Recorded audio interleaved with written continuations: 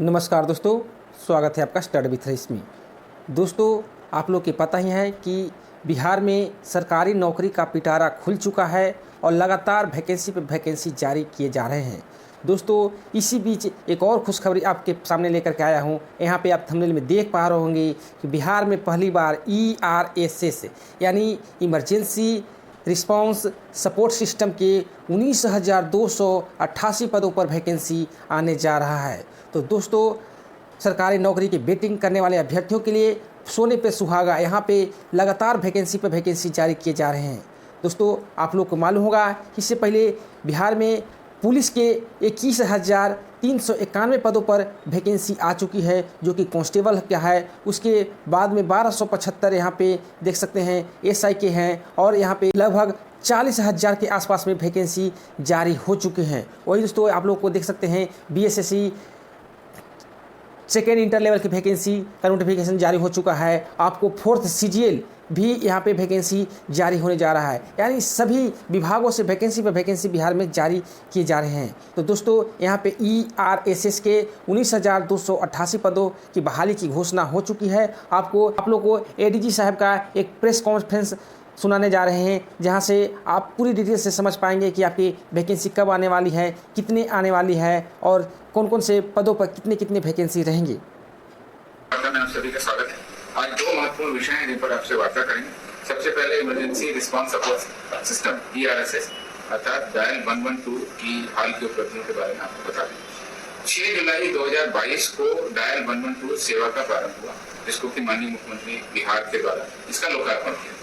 लगातार 112 के वाहनों की लोकेशन कहाँ पर रहनी चाहिए, किस तरह से उनका रिस्पांस टाइम होना चाहिए, उस पर प्रतिनियुक्त सभी कर्मियों की ट्रेनिंग भी दी गई है और लगातार सॉफ्टवेयर के माध्यम से उनकी ट्रैकिंग भी की जाती थी, जिसके फलस्वरूप औसत रिस्पांस टाइम में भी कमी आई है और आम जनता को ज्यादा से ज्यादा लोगों को कम से कम समय में हम लोग सुविधा दे रहे हैं। दिसंबर 2022 में जब पूरी व्यवस्था एक तरह से स्थायी हुई और उसमें जब हम लोगों ने मेजरमेंट किया तो पता चला कि हमारा एक माह में औसत रिस्पांस टाइम था 51 मिनट। एक महीने में जो कॉल दर्ज की गई थी उनकी संख्या थी 26,114 और उसमें से 842 पर हमने डेली इवेंट क्रिएट किया, अर्थात उस पर हमने कार्रवाई की 842 और 51 मिनट हमको समय लगा था औसत। फिर उसके बाद धीरे धीरे हम लोगों ने इसमें सुधार किया, वाहनों की लोकेशन और किस तरह से उसको डिप्लॉय करना, उसके पैटर्न को चेंज किया। तो उसके बाद जुलाई 2023 में ये घट करके हो गया है 21 मिनट 49 सेकंड और इसमें जो एक माह के एक दिन में जो हमारी पंजीकृत कॉल थी वो 3,558 हो गई और कुल पंजीकृत कॉल एक महीने में हो गई है 1,10,324। यानी कि जुलाई में 3,558 लोगों को एक दिन में औसतन हम लोगों ने इससे मदद पहुंचाई और समय था 21 मिनट। उसके बाद अगस्त सितंबर दोनों महीनों में भी हम लोगों ने लगातार इसको रिस्पॉन्स को सुधारा और अक्टूबर 2023 का आंकड़ा मेरे पास में है। ये रिस्पॉन्स टाइम अब 20 मिनट से भी कम 19 मिनट 1 सेकंड पर हो गया। इसमें पूरे अक्टूबर महीने में 1,03,526 कॉल आई, जिसमें से 3,339 कॉल को हमने मदद पहुंचाई, इवेंट दर्ज की और ये रिस्पॉन्स टाइम अब 20 मिनट से भी कम आ गया। तो मुझे लगता है ये बहुत बड़ी उपलब्धि है और मीडिया के माध्यम से आम जनता से भी अनुरोध है कि डायल 112 सेवा आपातकालीन परिस्थितियों के लिए आम जनता की सुविधा, आम नागरिकों की सुविधा, खासकर महिलाओं और वृद्धजनों की सुरक्षा और सुलभ उनको सहयोग के लिए चालू की गई।